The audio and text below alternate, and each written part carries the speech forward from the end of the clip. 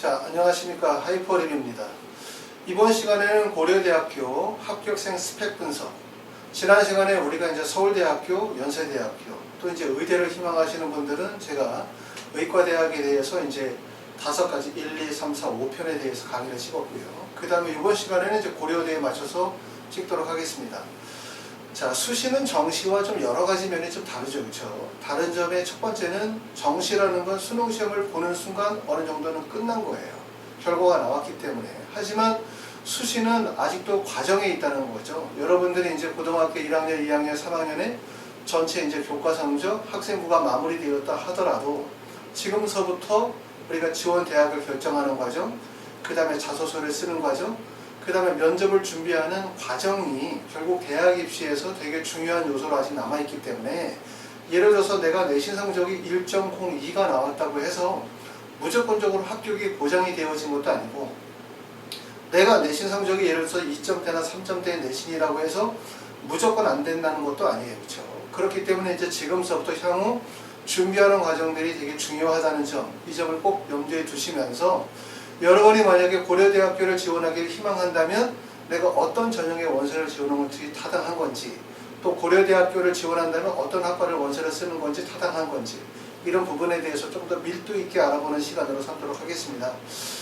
지난번에도 제가 말씀을 드렸지만, 우리가 여러분들이 원서를 지원하게 되어질 때는 대부분 이제 막연하게 또는 한 학교에 대해서 중점적으로 알아기보다는 내가 지원할 학교의 여러 개 학교들을 종합적으로 평가해서 원서 지원을 하시는 경우들이 많아요. 그렇기 때문에 어떤 특정한 학교에 대해서 좀 더 집중적으로 알아본다 라고 하는 것들은 여러분이 원서 지원하는 데 있어서 커다란 도움이 되실 수 있다고 생각이 되어집니다. 자, 먼저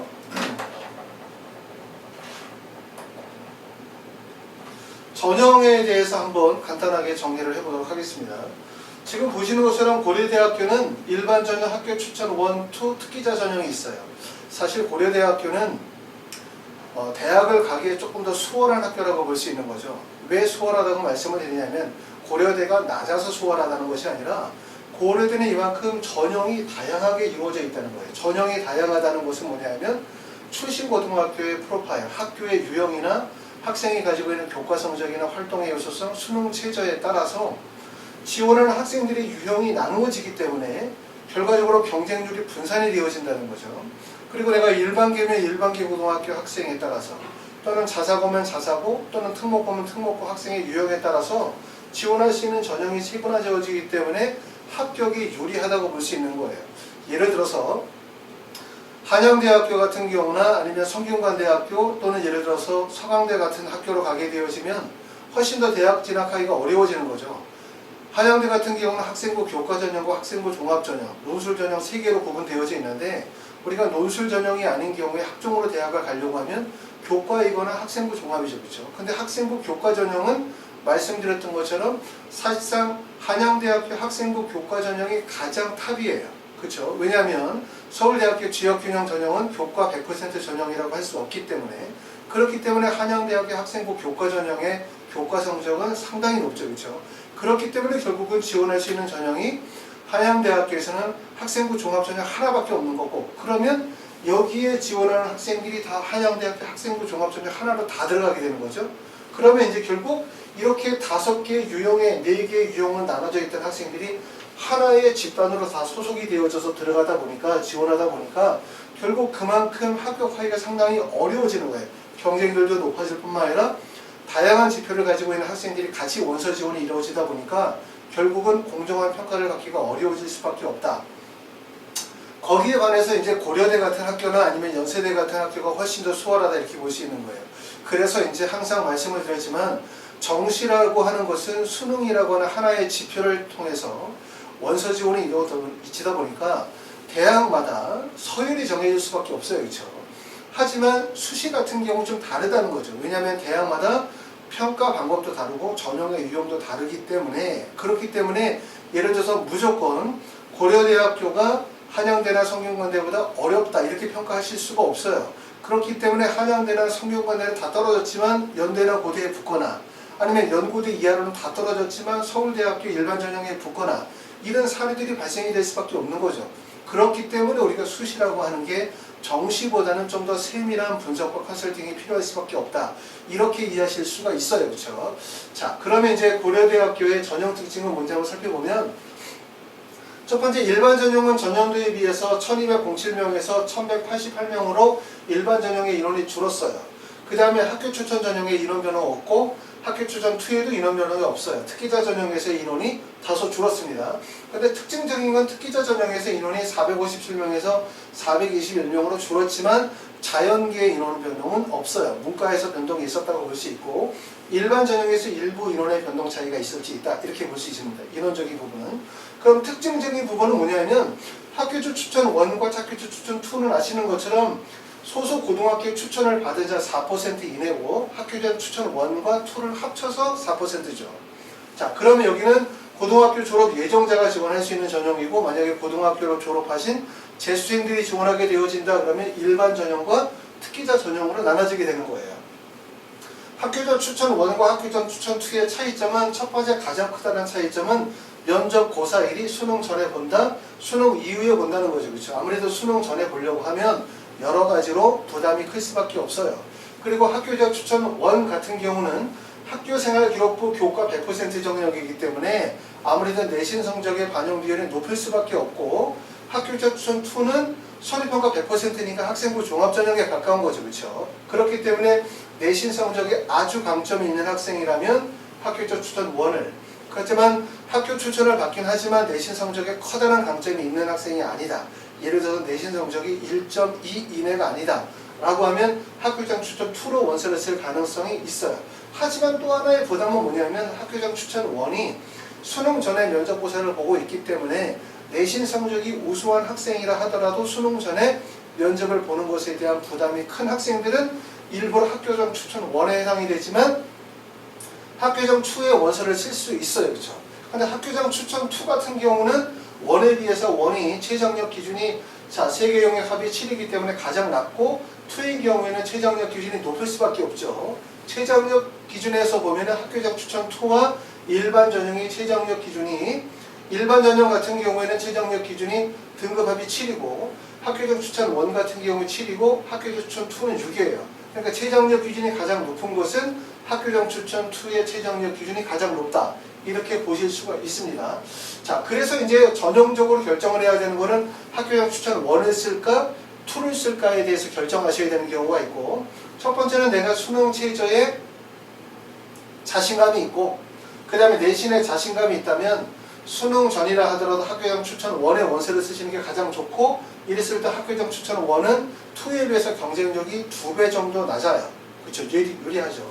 그런데 이제 학교장 추천 2를 쓰는 학생들은 어떤 경우냐면 첫 번째는 내신 성적이 학교장 추천 1을 쓸 만큼의 내신 성적이 아니라고 판단이 되어지는 경우 이런 경우 그 다음에 수능 체제에 대한 부담이 있으신 경우 이런 경우들은 면접 일자가 수능 이후에 있는 11월 24일에 학교장 2를 선택하지만 문제는 학교장 추천 2에 수능 최저학력 비중이 높다는 거죠. 그렇죠? 그렇죠? 이런 점이 차이점이 있는 거고 일반 전형의 원서를 쓰시는 분들은 고등학교 졸업 예정자가 아니라 재수, 고등학교를 졸업하신 분들이거나 아니면 고등학교 졸업 예정자라 하더라도 학교장 추천 1과 2의 원서를 쓸 수 없는 내신 성적을 가지고 있는 일반계 고등학교나 자사고나 특목고 학생들이 여기에 원서를 쓸 수 있겠죠. 그렇죠? 그 다음에 특기자 전형 같은 경우들은 수능 체제가 없기 때문에 일반적으로 수능에 대한 부담이 없는 자사고나 특목고 학생들이 여기에 원서를 쓸 가능성이 있어요. 하지만 전형 부분이 사실상 이렇게 세분화되어져서 이루어지는 건 꼭 아니에요. 다시 말하면 뭐냐면 특기자 전형이라고 해서 꼭 특목고나 과학고 학생들만 원서를 쓰는 것이 아니라 일반고 학생들 또는 자사고 학생들도 특기자 전형의 원서를 쓰실 수가 있어요. 그렇죠? 그렇기 때문에 예를 들어서 내가 일반계 고등학교 학생인데 내신 성적은 예를 들어서 학교장 추천 1이나 일반 전형에 쓰기에는 좀 더 부담이 되어진다. 하지만 활동의 우수성이 많이 강조가 되어진다라고 하면 특기자 전형의 원서를 같이 쓰실 수도 있어요. 자, 그런데 이제 일반 전형과 학교장 추천 1, 학교장 추천 2 간에 복수 지원이 불가능하기 때문에 원서 지원은 학교 추천 1, 2 일반 전형 중에 하나를 원서를 써야 되고 특기자 전형은 복수 지원에서 예외가 되기 때문에 원서를 쓰시는 분들이 특기자 전형과 일반 전형을 같이 원서를 쓰시는 사례들도 있을 수 있겠죠. 그렇죠? 그런 점들이 특징이라고 볼 수 있습니다. 그래서 학교장 추천 1과 2의 차이점은 첫 번째는 면접 일자, 그 다음에 두 번째는 수능 최저에 대한 거, 그 다음에 학교장 추천 1의 1단계에서 교과 100%, 2인 경우는 서류 100%를 본다. 이 점이 차이일 거고, 그 다음에 일반 전형과 학교장 추천 전형의 차이점은 일반 전형은 고등학교 졸업자, 졸업 예정자만 지원하는 게 아니라 졸업자 또 지원이 가능하다는 점이고, 그 다음에 이제 수능 최저는 영역별 등급합이 7이기 때문에 여기 나와 있는 것처럼 학교장 추천 1과 수능 최저는 동일해요. 그렇죠? 그 다음에 특기자 전형은 보통 일반적으로 특기자 전형과 일반 전형의 원서를 중복해서 원서를 쓰는 경우들도 있을 수 있다. 이렇게 말씀을 드렸고, 이렇게 이제 고려대학교는 고려대학교는 학생부 종합전형이 4개의 전형으로 세분화되어져 있기 때문에 지원의 폭이 좀 더 넓고 학생들에게 좀 더 많은 기회가 될 수 있어요. 그래서 사실은 한양대나 성균관대보다도 사실은 고려대에 합격 가능성이 훨씬 더 높죠. 고려대에 붙을 수 있는 가장 좋은 방법은 뭐냐면, 첫 번째는 수능 체제를 충족시키는 게 가장 좋은 방법인 거예요.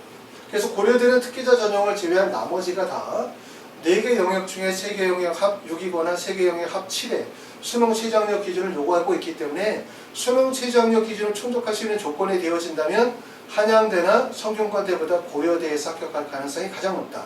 아시는 것처럼 올해 같은 경우에 연세대 같은 경우에서 모든 전형에서 수능 체제를 폐지했기 때문에 결과적으로 고려대는 다른 대학에 비해서 합격 가능성이 높은 거예요. 연세대학교 수능 체제가 면접평가 활동 우수형, 특히 전년도에 활동 우수형의 수능 체제가 있었지만 올해 폐지가 됐기 때문에 연세대학교에 몰리는 학생들이 많아질 가능성이 높죠. 또 성균관대나 한양대는 항상 경쟁률이 몰리는 구간이다 보니까 결국 고려대에 합격할 가능성이 높다. 만약에 여러분들이 이제 일반계 고등학교에 내신 성적이 어느 정도 우수성을 가지고 있는 학생이라면 마지막까지 수능 공부에 최선을 다하시면서 결국은 고려대 합격을 노려보실 필요가 있어요. 근데 이렇게 이제 수능 최저가 있는 전형들을 준비하는 학생들의 문제점은 뭐냐면, 수능 공부도 하면서 수시에 대한 대비를 같이 해야 된다는 거죠. 자기소개서를 작성을 한다든가 면접 준비를 해야 된다든가 이런 과정에 어려운 점이 있을 수밖에 없기 때문에 그 과정에 대한 준비도 충실하게 해야 된다는 그런 부담감이 있을 수밖에 없습니다. 자, 다음으로 넘어가서 두 번째는 모집인원과 경쟁률에 대한 부분을 한번 살펴보도록 할게요. 자, 두 번째 보시면 아까도 말씀드렸었던 것처럼 일반 전형 같은 경우는 전체적으로 모집인원이 전체 모집인원 한두 명씩 인원이 다 줄었어요. 그렇죠? 학교 추천 1 같은 경우는 모집인원의 변동 없고 2도 모집인원의 변동 없고 특기자 전형도 모집인원의 변동은 없어요. 그런데 이제 특기자 전형에서 전체 인원이 감소한 거는 인문계획 쪽에서 인원이 감소했다 이렇게 보시면 되고요. 그래서 일반 전형의 모집인원이 564명에서 535명 정도로 인원이 소폭 감소했다 이렇게 볼 수 있는데, 인원의 감소폭이 크진 않기 때문에 커다란 경쟁률에는 영향을 미칠 거라고 보여지지는 않습니다. 전체 경쟁률을 보면 일반 전형의 경쟁률이 12.19대 1 정도의 경쟁률, 그 다음에 학교 추천 1이 3.3%, 3.33대 1이고요. 그 다음에 학교 추천 2의 경쟁률이 8.44, 그 다음에 특기자 전형의 경쟁률이 9.39대 1의 경쟁률이기 때문에 경쟁률적인 면에서 봤었을 때는 학교 추천 1이 가장 유리하다고 할 수 있죠. 그러니까 만약에 학교 추천 1은 그런데 지원을 아무나 할 수는 없을 것 같아요. 왜냐하면 1단계에서 학교생활기록부 100%를 반영하다 보니까 상당히 진입장벽이 높죠. 교과 성적도 아주 우수해야 될 뿐만 아니라 거기에다가 이제 수능 최저까지 갖춰야 된다는 조건이기 때문에 학교 추천 1의 원서 지원을 하기에는 사실 실적으로 어려워요. 그러다 보니까 경쟁률이 3.33대 1이고 여기에다가 이제 수능 최저에 충족하는 비율이 약 50% 정도라고 고려한다게 되면 실제 경쟁률은 1.8대 1 정도의 경쟁률밖에 안 나오고, 거기에다가 여기에 원서 지원하는 학생들이 상위 대학에 예를 들어서 뭐 연세대나 서울대에 이동해서 합격한다라고 하는 것까지 고려하게 되어지면 사실상 학교 추천 1은 원서를 지원하고 수능 체제를 충족하는 조건만 되어진다면 합격이 거의 보장된 거나 다름이 없을 정도로 합격 가능성이 높다고 볼 수 있어요. 그렇기 때문에 이제 일반계 고등학교 학생들, 이 동영상을 보는 고등학교 3학년 학생이 아니라 고등학교 1학년이나 2학년의 학생들 입장에서 볼 때는 제일 중요한 부분들은 결국은 첫 번째는 뭐다? 제일 중요한 부분은 학교 교과 성적을 확보하는 게 제일 중요하겠죠. 내신 성적의 우수성, 두 번째는 수능 최저, 그리고 세 번째 중요한 부분들은 바로 뭐냐면 이런 전형들도 100% 교과 전형이 아니기 때문에 학생부 기재 관리에 대한 필요성, 그 다음에 학교 활동의 우수성, 이 부분을 강조하는 게 상당히 중요하다고 말씀을 드릴 수가 있어요. 그 다음에 학교 추천 2 같은 경우는 경쟁률이 8.44대 1이기 때문에 이것 또한 경쟁률이 상당히 낮은 거예요. 또 일반 정용도 12.19대 1이지만 여기서는 제일 높은 경쟁률이지만 고려대를 벗어나서 한양대나 성균관대나 서강대 쪽으로 넘어가게 되면 대부분 경쟁률이 15대 1, 20대 1의 경쟁률이 나오다 보니까 아까도 말씀드렸던 것처럼 고려대학교가 합격하기에 상당히 용이한 학교다 라고 하는 점들을 우리가 아실 수가 있습니다. 일단은 그래서 가장 좋은 거는 우리가 이제 학교 추천 1이나 2에서 원서 지원이 이루어질 수 있으면 좋고, 만약에 그렇게 어렵다고 한다면 일반 전형과 특기자 전형을 같이 노려볼 수 있는데, 특징적인 건 뭐냐면 특기자 전형 같은 경우에는 일반적으로 봤었을 때 자사고나 특목고, 과학고 학생들 중에서 교과 성적뿐만 아니라 활동의 우수성이 많이 강조되어지는 학생들이 지원하는 전형이에요. 그렇죠? 하지만 이 특기자 전형이라고 해서 일반계 고등학교 학생들이 지원하지 못할 이유는 없다. 일반계 고학생들 중에서도 활동의 역량이 많이 강조된 학생이라면 지원하실 수가 있죠. 그래서 이렇게 일반 전형과 특기자 전형의 중복 지원이 가능하다는 거예요. 그렇죠? 이런 점들도 우리가 아시면 도움이 될 것 같습니다. 자, 그 다음에 이제 세 번째로 넘어가서 설명을 드리게 되어지면, 자,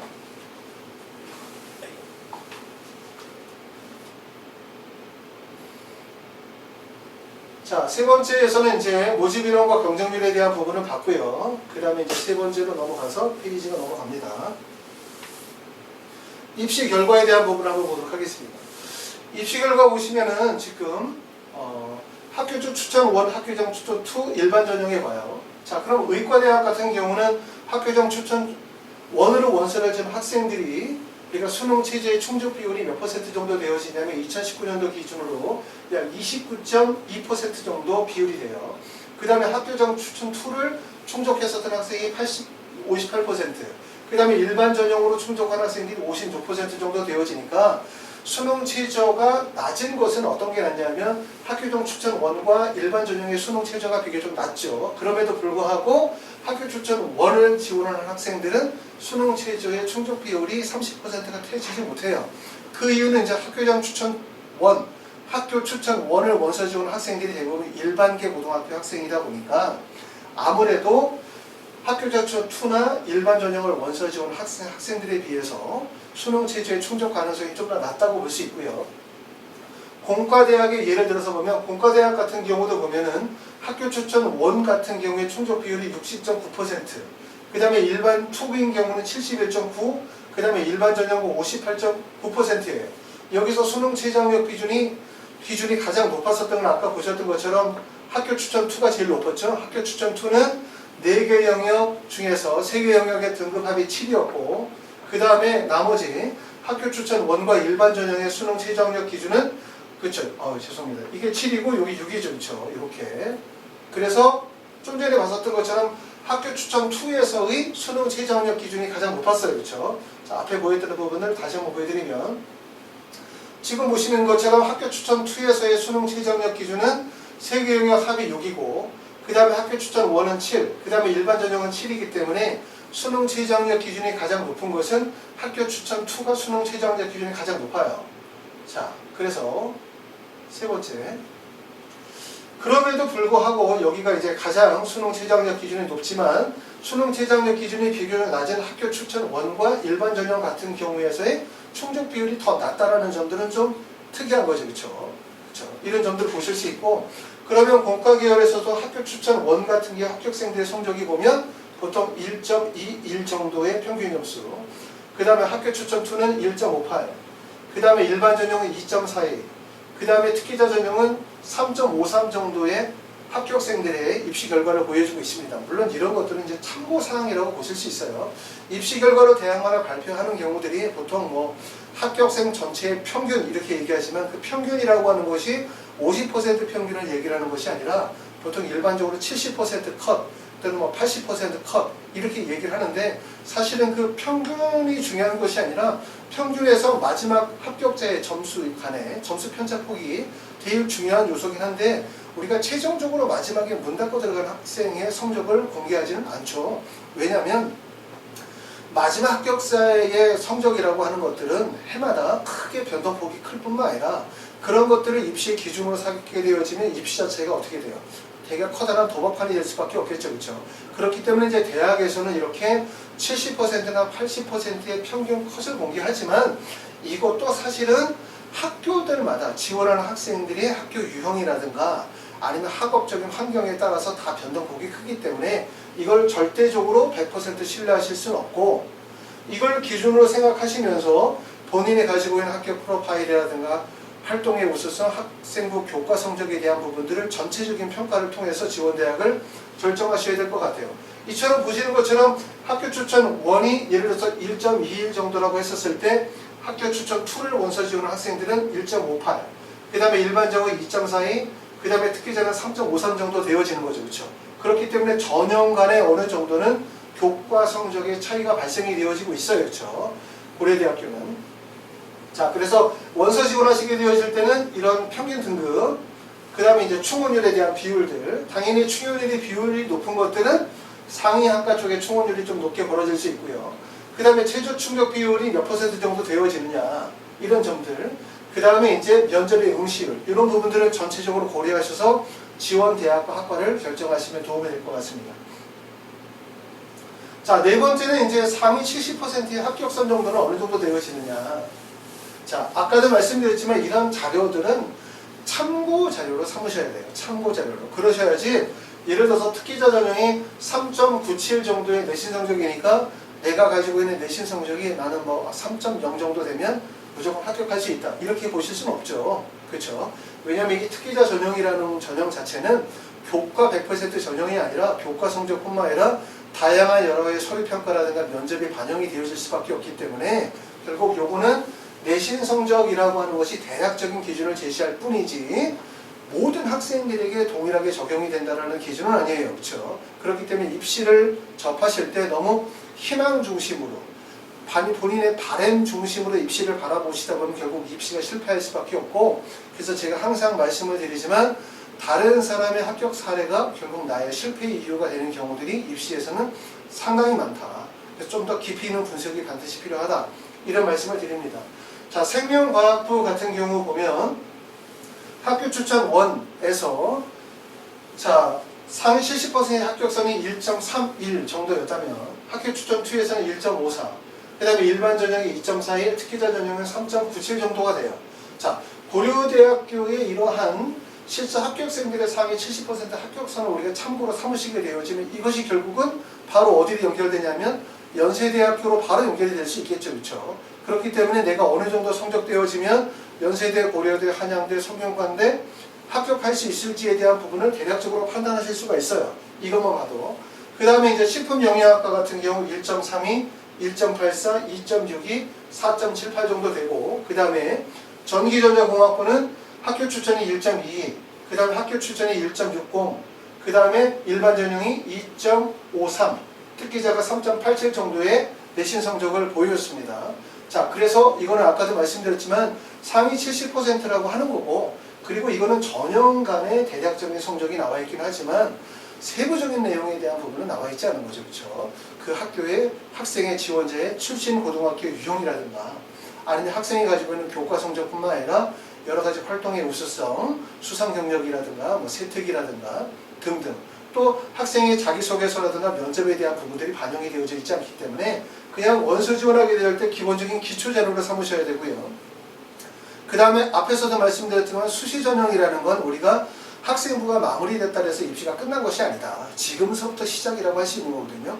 수시는 과정 중심의 입시예요. 지금서부터 여러분들이 대학을 결정하는 과정, 그 다음에 두 번째는 자기소개서를 작성하는 과정, 그 다음에 이제 1단계 합격하고 난 다음에 면접을 준비하는 이런 과정들이 충실하고 정확하게 이루어져야만 최종적인 입시까지 결과를 낼 수 있기 때문에 결과가 좋다고 해서 아니면 내가 지금 가지고 있는 지표가 다소 부족하다고 해서 너무나 낙관하거나 실망할 필요가 없습니다. 지금부터 충실하게 준비하시면 좋을 것 같고 고려대는 아까도 말씀드렸던 것처럼 한양대나 성균관대에 비해서 많은 기회를 줄 수 있는 구간이기 때문에 여러분들이 고려대학교 전형에 맞게끔 충실하게 준비하시면 되고 조금 더 고려대학교의 원서 지원에 적극성을 가지실 필요가 있어요. 아시겠죠?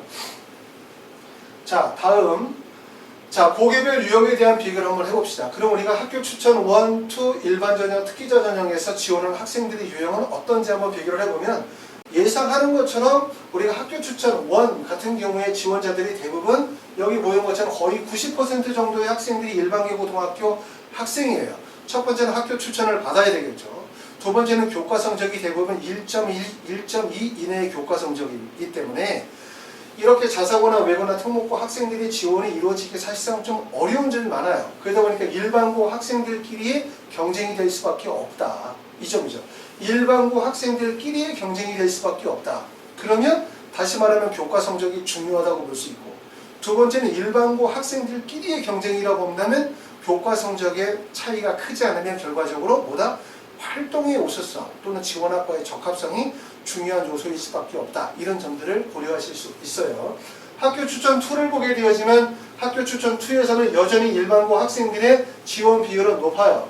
2019년도에 보니까 90% 지원을 해서 합격자 비율이 84.9% 정도 되어지고 자사고의 비율이 여기서부터 좀 더 늘어나는 비율이긴 하지만 여전히 학교 추천 1과 학교 추천 2는 일반고 학생들끼리의 경쟁이라고 볼 수 있어요. 아까도 말씀드렸지만 학교 추천 1과 학교 추천 2는 결국 일반계 고등학교 학생, 그럼 일반계 고등학교 학생들끼리 경쟁에서 제일 중요한 건 교과 성적이죠. 근데 교과 성적인데 사실은 일반계 고등학교의 교과 성적이 큰 차이가 없다는 거예요. 예를 들어서 1.18과 1.19 어떤 게 더 높냐? 라고 하면 당연히 1.18이 높지만 이게 1.18이나 1.19나 사실상 별 차이가 크지 않은 거예요. 왜냐하면 이 전형 자체가 교과 100%에서 무조건 학생을 뽑는 전형이 아니라 다단계 전형이기 때문에, 그렇죠? 1단계에서 학생부 교과 100%를 뽑고 난 다음에 2단계에서 1단계 성적과 면접이 들어가는 전형이고 자소서와 추천서가 들어가는 전형이다 보니까 결과적으로 교과도 중요하지만 중요한 부분은 결국은 그 다음 과정이 제일 중요하다는 거예요. 활동의 우수성이 중요하다고 볼 수 있어요. 왜냐하면 일반계 고등학교에서의 단점은 결국은 심화 학습 과정에 대한 부족이에요. 모든 학교들이.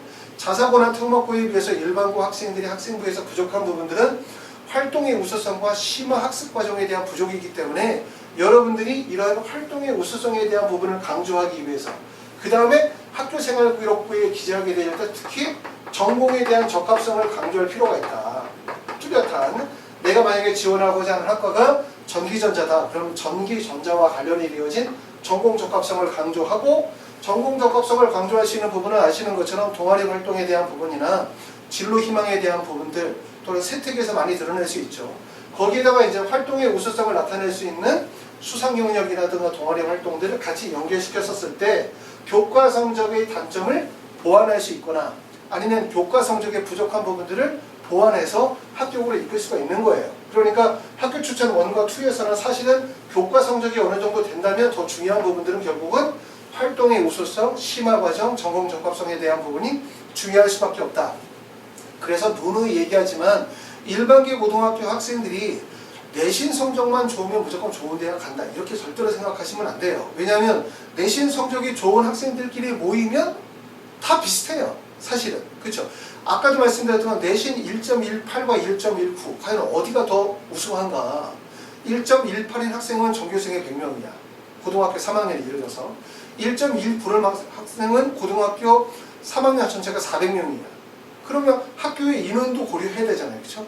또 두 개의 학교를 봤었을 때 1.18을 맞은 학생은 전년도 서울대 진학률이 0명인데 1.19를 맞은 학교의 서울대 진학률은 5명이야. 그럼 도대체 어떤 학생이 더 우수하다고 평가해야 될까? 모호하죠. 그렇죠? 왜냐하면 학생부 종합전형은 교과 성적뿐만 아니라 학생의 학업적 배경과 우수성을 고려해야 되는 전형이다 보니 이렇게 교과 성적 외에 다른 지표들도 중요하게 사용이 되어질 수밖에 없다는 거예요. 그렇기 때문에 일반계 고등학교 학생이 고려대학교 학교 추천 1, 2로 대학을 갔다 첫 번째 중요한 거는 교과 성적이 중요한 건 두말할 나위가 없어요. 하지만 교과 성적뿐만 아니라 이런 활동의 우수성, 심화 학습 과정, 전공 적합성에 대한 부분들이 결국 경쟁에서 합격을 가르는 되게 중요한 요소이기 때문에 꼭 중요하게 생각해야 된다. 잘 준비해야 된다는 얘기입니다. 자, 그 다음에 일반 전형 같은 경우들은 봤더니 일반 전형으로 가니까 2019년도에 일반계 고등학교 학생들의 비율이 58.6%예요.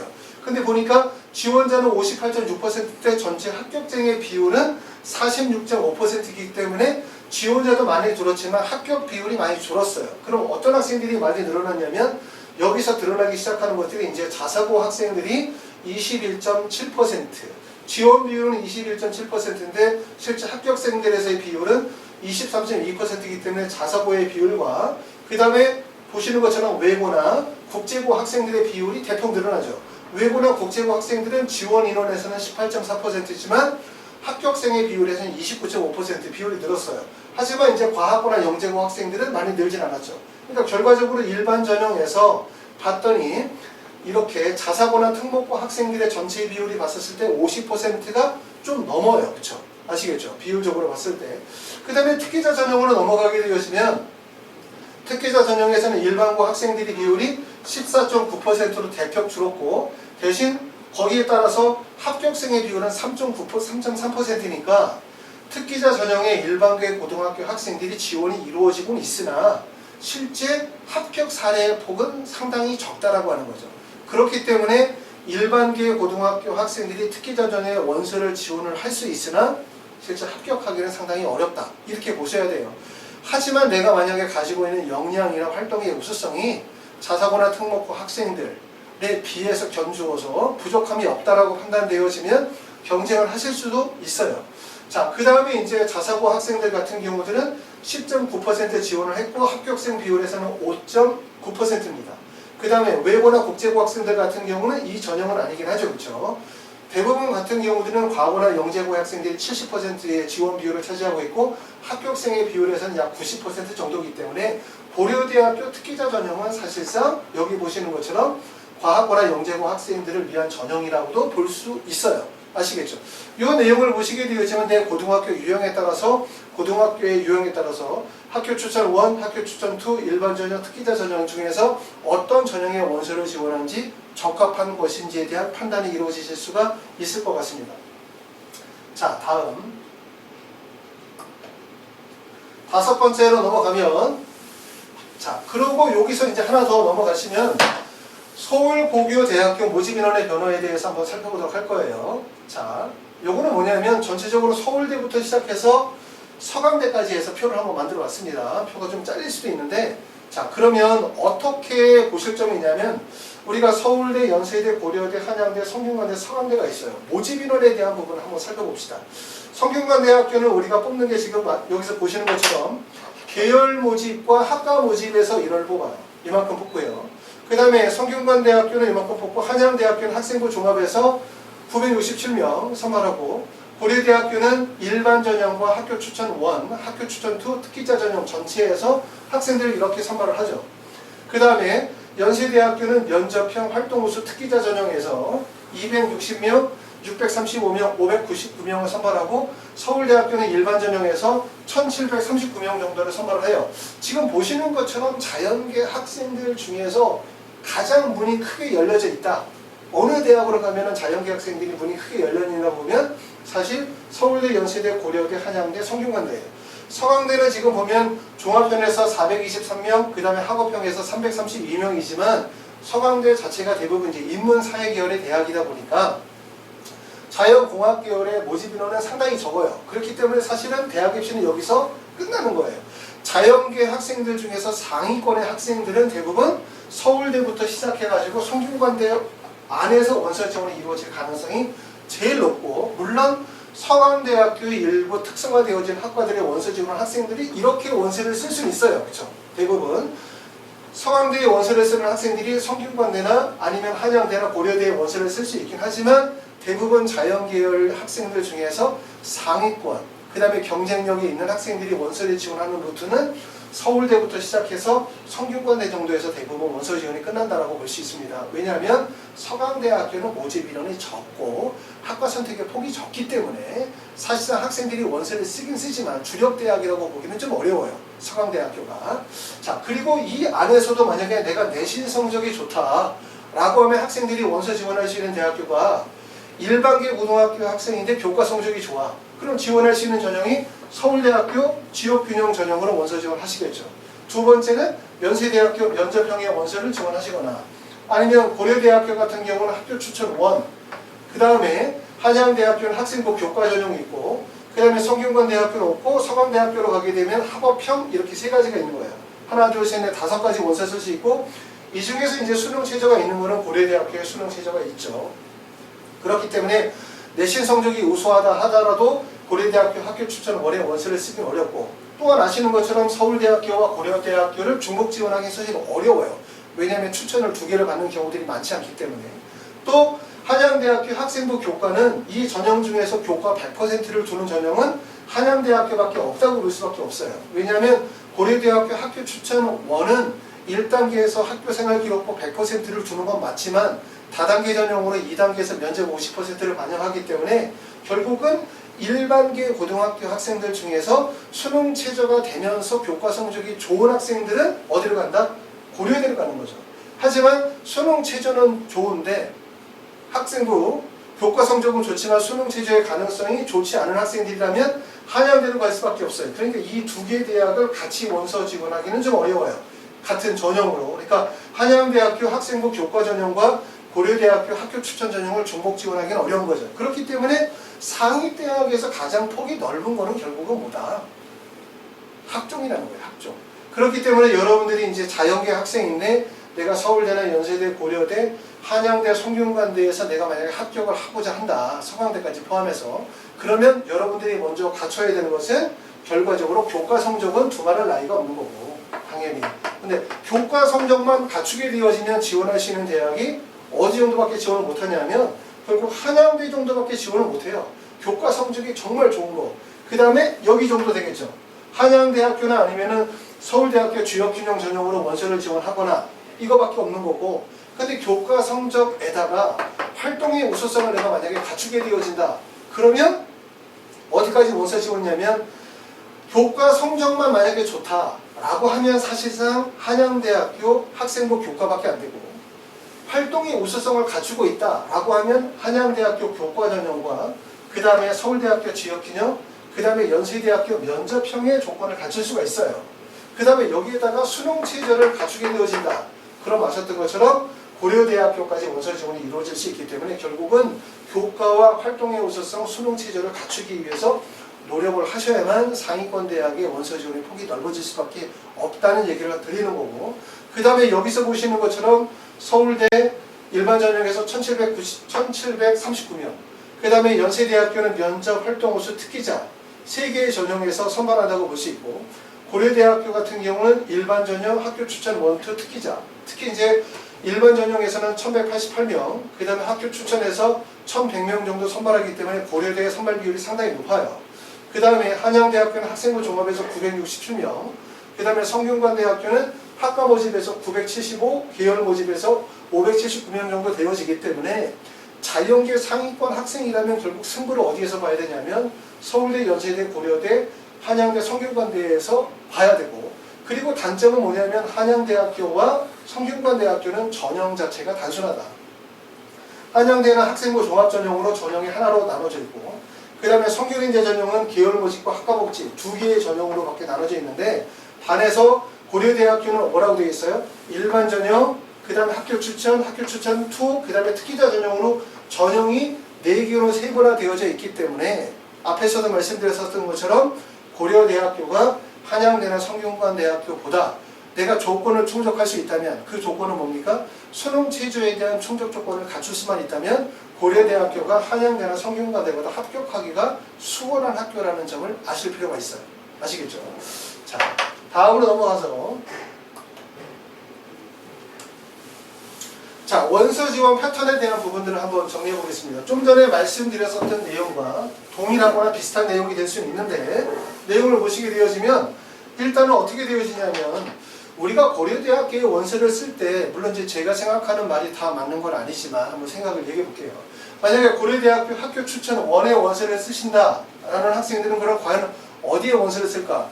고려대 학교 추천 1의 원서를 쓰는 학생들은 학교장의 추천을 받은 학생, 교과 성적이 우수한 학생이죠. 그리고 수능 최저가 되는 학생들이 여기 원서를 쓰는 거죠. 그럼 이 학생들이 첫 번째 쓰고 싶은 학교는 서울대학교 지역균형 전형의 원서를 쓰고 싶지만 지금의 원서를 대부분 학교들이 쓸 수는 없어요. 왜냐하면 한 학생인데 서울대학교하고 고려대학교 추천 전형을 같이 주지 않으니까 일반적으로. 그러면 이 학생들이 원서를 쓰는 게 연세대학교 면접형에다 원서를 쓰겠죠. 면접형이 가장 원서를 쓰기가 쉽겠죠. 쓰고 그 다음에 이제 이 학생이 만약에 교과 성적만 좋은 것이 아니라 활동의 우수성을 같이 가지고 있다면 연세대학교 면접형과 연세대학교 활동 우수형에 중복 지원을 할 수도 있어요. 그러고 난 다음에 쓸 수 있는 게 한양대학교 교과 전형으로 원서를 쓰기는 사실 좀 어려워요. 왜냐하면 한양대학교 학생부 교과가 교과 100%다 보니까 내신 성적이 상당히 높아요. 그러니까 고교 추천 원서 쓰시는 학생들 중에서 내신 성적이 높은 학생들은 쓸 수 있지만 내신 성적이 그렇게 아주 높은 학생이 아니라면 쓰기는 쉽진 않아요.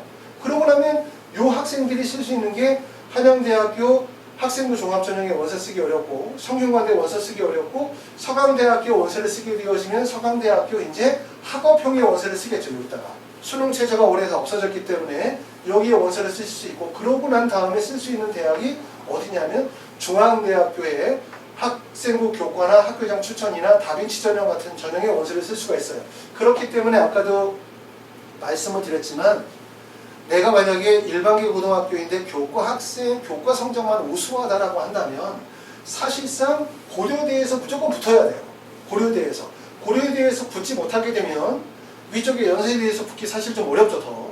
그리고 밑으로 떨어지게 되면 한양대 교과는 더 어렵고 그럼 결국 붙을 수 있는 학교가 중앙대 정도에서 붙을 수밖에 없기 때문에 원서 지원은 서울대, 연세대, 고려대 쭉 해서 원서 지원을 했지만 최종적으로 붙는 대학은 결국 중앙대에서 붙게 되는 거죠.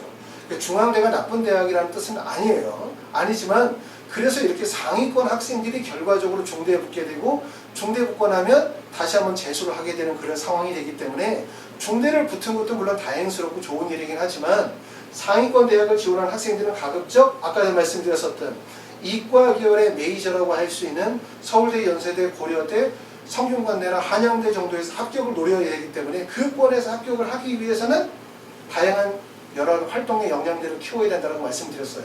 자, 그래서 학교 추천 1은 이렇게 지원할 것 같고 또 학교 추천 2로 만약에 원서를 쓰는 학생들이 있다고 생각해 봅시다. 학교 추천 2를 원서를 쓰는 학생들의 특징은 뭐냐면 첫 번째는 학교장의 추천을 받았어요. 하지만 학교 추천 1을 원서를 쓸 정도의 내신 성적을 가지고 있는 학생들은 아니죠. 대략적으로 학교 추천 1을 쓰는 학생들이 1.2 이내의 내신 성적이라면 학교 추천 2를 원서를 쓰는 학생은 1.2에서 1.5 정도의 내신 성적이라고 합시다. 그러면서 수능 체제를 확보하고 있는 학생들, 이 학생들이 쓸 수 있는 전형, 그러면 대표적으로 일반 전형으로 갈 수 있겠죠. 그렇죠? 지역균형은 중복해서 추천을 받을 수 없으니까 일반 전형으로 원서를 쓸 거고 그러면 그 학생들이 다음에 쓸 수 있는 게 활동 우수형이에요.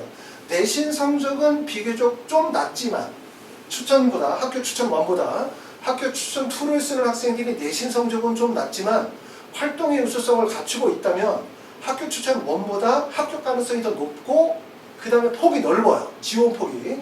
그러면 여기에 원서를 쓸 수 있고 그 다음에 어디에 쓸 수 있냐면 한양대학교 학생부 종합전형이라든가 성균관대학교 계열 모집이라든가 아니면은 한양 서강대로 갈 때는 이제 우리가 학업형이나 그 다음에 중앙대로 원서를 쓰게 되어질 때 추천 전형이나 교과가 아니라 다비치 전형의 원서를 쓸 수 있는 가능성도 있죠. 그렇기 때문에 학교 추천 1의 학생들보다 학교 추천 2로 원서를 쓰는 학생들이 첫 번째는 수능 체제를 충족할 수 있고 그 다음에 교과 성적이 1.2에서 1.5 정도 내외가 되어지면서 활동의 우수성을 갖추고 있다고 한다면 실제 지원할 수 있는 대학의 폭은 더 넓어질 수밖에 없다. 이렇게 보실 수가 있습니다.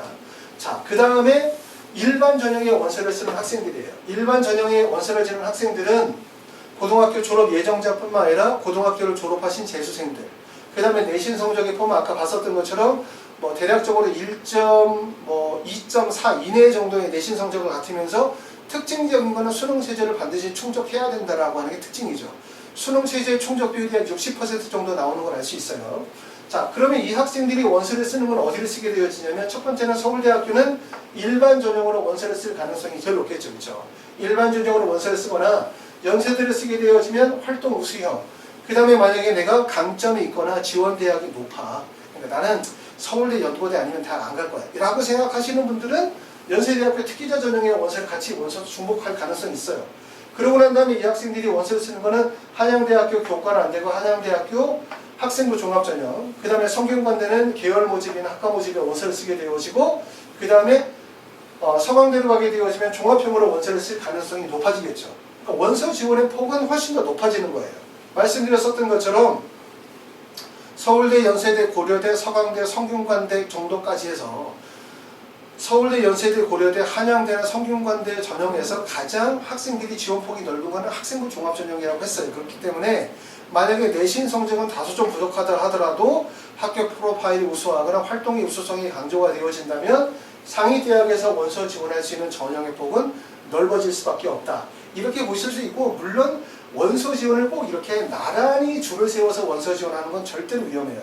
왜냐하면 내가 가지고 있는 여러 가지 교과 성적이나 활동의 우수성, 프로파일이 여기 정해져 있는 상위 대학에 대부분 해당이 된다면 원서 지원 이렇게 쓸 수도 있고, 또는 나는 재수를 염두에 두고 있다, 어느 정도 대학의 가이드라인을 정했다라고 하면 그 대학 이상으로는 원서 지원을 몰았을 수 있지만, 그렇지 않고 합격을 노리게 되어진다면 원서 지원은 대부분 항상 말씀드리지만 이렇게 일자형으로 원서를 쓰시게 되어지면 상당히 위험합니다. 왜냐하면 비슷한 학생들이 원서 지원에 다 몰릴 수밖에 없거든요. 예를 들어서 내가 기계공학과를 원서를 쓴다 그러면 성균관대, 한양대, 고려대, 연세대, 서울대까지 해서 내가 기계공학과로 쭉 원서를 쓰면 나보다 우수한 성적을 가지고 있는 학생들이 다 몰려들 가능성이 높아요. 그렇기 때문에 원서 지원 항상 사선으로 원서를 써야 된다. 이 점을 강조합니다. 다시 말하면 내가 갈 수 있는 대학의 적정 포인트를 먼저 잡으셔야 돼요. 내가 가지고 있는 성적이 만약에 1.9야 아니면 2.0이야. 그럼 내 성적으로 갈 수 있는 대학의 포인트를 딱 잡고, 그러고 난 다음에 상위 대학에 대한 도전과 하위 대학의 안정 지원을 같이 껴하셔야 되고, 그 다음에 적정 포인트 대학에서는 희망하는 학과를 설정할 수 있겠죠. 그렇죠? 그렇다고 한다면 상위 대학을 갈 때는 어떻게 해야 돼요? 학과를 낮춰야만 붙을 수 있겠죠. 그래서 학과 변동도 발생이 되어야 된다는 거예요. 똑같이 모든 대학을 전기전자로 원서를 다 몰아쓴다.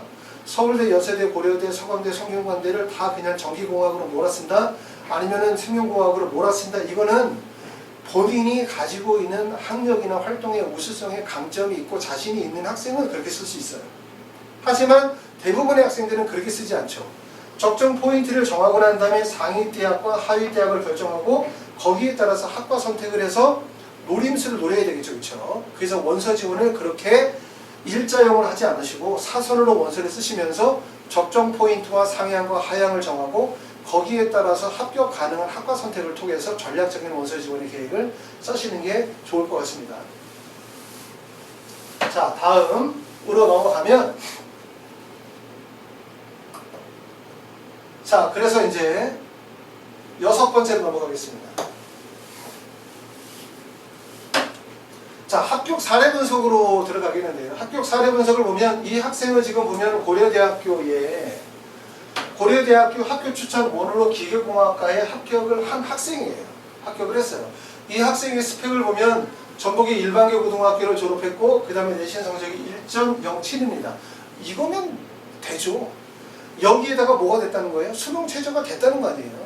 그러니까 1.07인데 이 성적으로 서울대학교 일반 전형이 아니라 지역균형 전형의 원서를 써서 붙을 수 있는 우수한 내신 성적이 있지만, 지역균형 전형은 100% 교과 전형이 아니기 때문에 지균의 내신 성적이 1.07이라 하더라도 활동의 역량이나 우수성이 떨어지면 떨어질 수 있어요.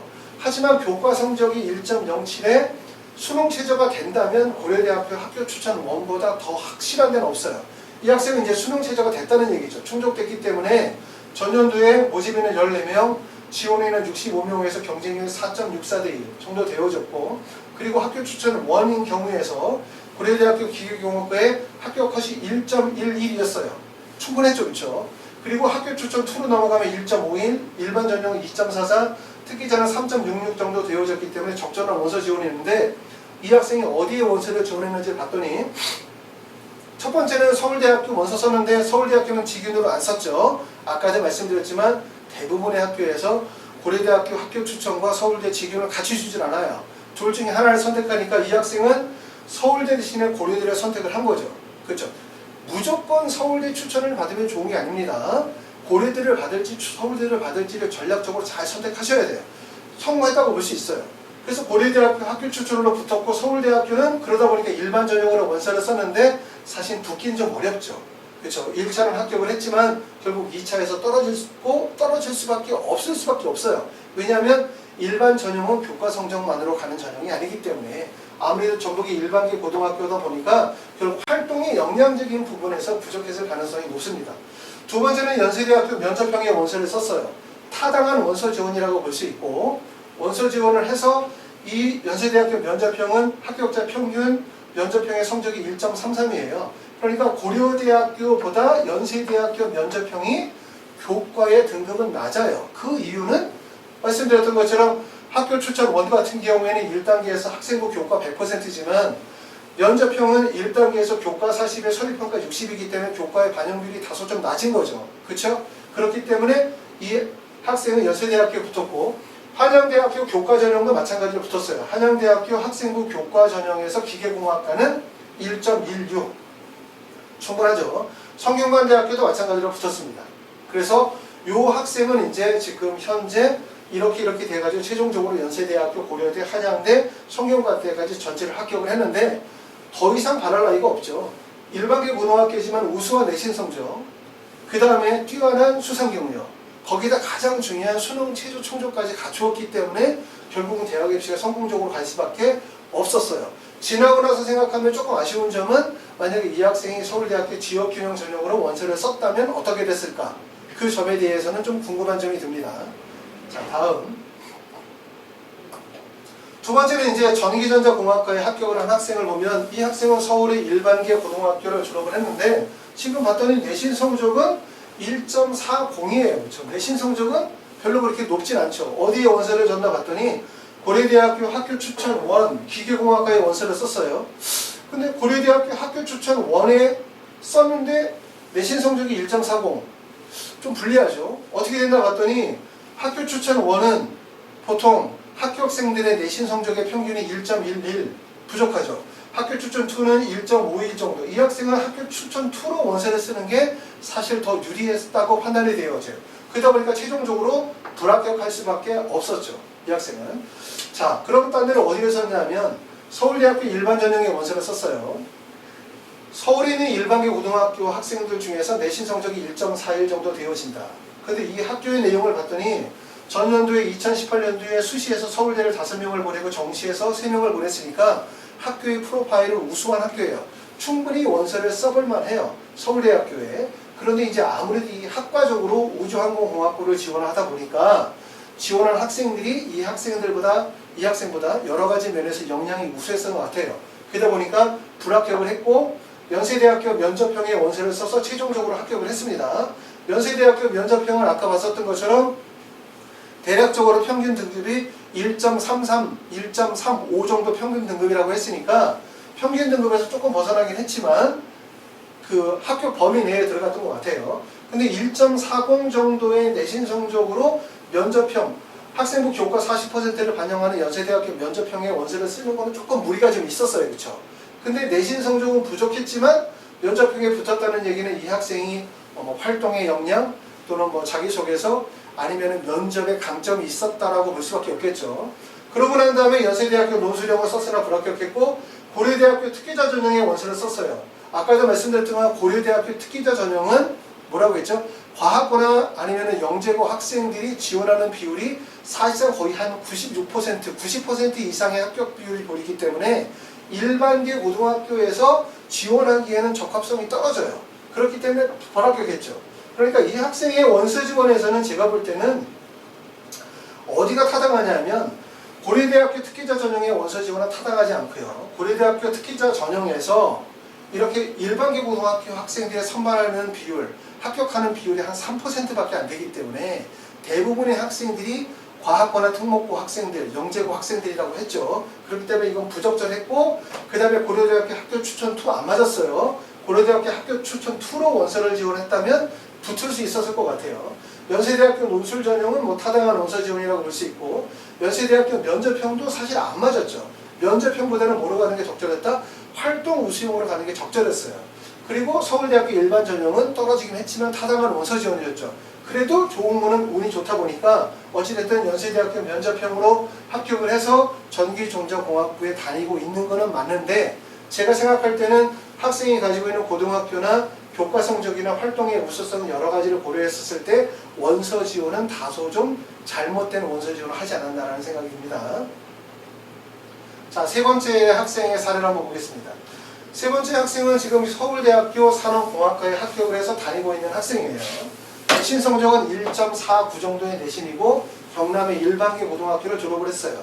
어디에 원서를 지원했나 봤더니 서울대학교 원서 지원하고 난 다음에 고려대학교는 학교 추천 2에서 산업경영공학부에 원서 지원을 했고, 그리고 최종적으로 합격을 했습니다. 고려대학교 산업경영공학부를 보니까 학교 추천 1은 1.11이고 학교 추천 2는 1.51, 그 다음에 일반정은 2.44, 특기자는 3.66이기 때문에 1.51 정도의 평균 등급을 고려하게 되어지면 학생이 1.49니까 합격할 수 있는 내신 성적의 범위로 들어간 거예요. 적절한 원서 지원을 한 거죠. 그러니까 경남의 일반계 고등학교지만 내신이 1.49지만 여기에다가 수능 최저와 활동의 우수성이 결합이 되어지면 합격 가능성이 되게 높아지는 거죠. 그렇기 때문에 고려대학교에 붙었고, 서울대학교 일반 전형의 원서를 썼어요. 서울대학교 지역균형의 원서를 쓰기에는 내신 성적이 다소 부족했지만 서울대학교 일반 전형에 붙은 거는 그만큼 이 학생이 어디 있다? 이런 활동의 역량이 있었다고 보겠죠. 또한 마찬가지로 면접에 대한 준비나 사전 준비가 충실하게 됐기 때문에 붙을 수 있었다고 보여져요. 그래서 경쟁률은 8.23대 1이었었는데 서울대학교 산업경학과에 붙었고, 연세대학교 활동 우수형에 썼지만 떨어졌죠. 연세대 활동 우수형이 내신 성적이 1.34 정도 돼요. 특이할 점은 뭐냐면 고려대학교는 학교 추천 1과 학교 추천 2, 일반전형 특기자 전형 간에 합격생의 내신 폭이 커요. 그렇죠? 아까 봤던 것처럼 고려대학교 학교 추천 1이 1.11이면 학교 추천 2인 경우 1.51, 그 다음에 일반정이 2.44 정도 되기 때문에 내신 폭이 벌어지는 데 반해서 연세대 같은 경우는 면접형이 1.33, 그 다음에 활동우수형이 1.34, 특기자 전형이 3.16이니까 면접형과 활동우수형 사이에서의 내신 폭이 크지 않다는 거예요. 그렇죠? 이런 점들이 특징이라고 보실 수 있고, 나중에 여러분이 원서 지원하게 될 때 이런 점들을 꼭 고려하실 필요가 있습니다. 그러다 보니까 이 학생은 이제 활동 우수형 1.34 안에는 들어갔어요. 하지만 내신 성적은 됐지만 결국은 활동의 역량이나 기타 요소들이 부족했기 때문에 불합격했고 고려대 합격했고요. 성균관대학교는 불합격했습니다. 그러니까 아까 말씀드렸던 것처럼 사실은 성균관대나 한양대가 연세대나 고려대보다 낮은 대학이냐 이렇게 볼 수 없다. 정시에서는 낮은 대학이라고 볼 수 있죠. 왜냐하면 수능이라는 하나의 지표를 통해서 점수가 나눠지니까. 하지만 수시는 성균관대나 한양대가 더 어렵다고 말씀을 드렸어요. 그 이유는 성균관대나 한양대는 전형이 하나나 두 개로 통일되어져 있기 때문에 일반계 고등학교 학생들 또는 본인이 가지고 있는 여러 가지 학교 프로파일이나 특성에 맞는 전형 선택이 어려운 거예요. 그러다 보니까 이런 경남의 일반고 내신 1.49 정도의 학생이 성균관대에 원서를 지원하게 되어지면 불합격하게 되어지고, 반대로 고려대나 아니면 서울대 같은 데 합격할 수 있는 요소가 발생이 될 수 있는 거죠. 그러므로 수시는 대학이 서열화되어져 있는 것이 아니고 내가 가지고 있는 여러 가지 특성들에 적합한 대학을 선택하는 정확한 판단과 컨설팅이 필요하다는 말씀을 드리고 있습니다. 자, 다음 네 번째는 서울대학교 전기정보학부에 합격한 학생의 사례. 이 학생은 서울의 일반계 고등학교를 졸업을 했고 내신 성적이 1.05입니다. 아주 우수하죠. 여기에다가 만약에 수능 최저까지 충족이 되어진다면 사실은 거의 모든 대학에서 합격할 수 있는 역량을 가지고 있어요. 어디에 원서를 썼는지 봤더니 첫 번째는 서울대학교 지역균형 전형으로 원서를 썼어요. 전기종자공학부를 원서를 써서 합격을 했고 연세대, 고려대, 카이스트, 한양대 정상적인 원서 지원이라고 볼 수 있고, 연세대학교는 활동 우수형으로 원서를 썼네요. 활동 우수형으로 쓴 거는 조금 좀 이해가 안 돼요. 그렇죠? 왜냐하면 이 학생이 면접형으로 원서를 썼어야 적합하다고 판단되거든요. 근데 활동 우수형으로 썼는데 활동 우수형이 전년도까지만 해도 수능 최저학력 기준을 요구하고 있었기 때문에 아마 불합격했었던 이유는 바로 거기에 있지 않았을까 싶어요. 고려대학교 학교 추천 2도 마찬가지로 전기중학부로 썼는데 실제 1단계에서 불합격을 했어요. 불합격한 이유는 첫 번째 이유는 무엇보다 두 개의 대학은 수능 최저가 안 됐기 때문에 그런 거예요.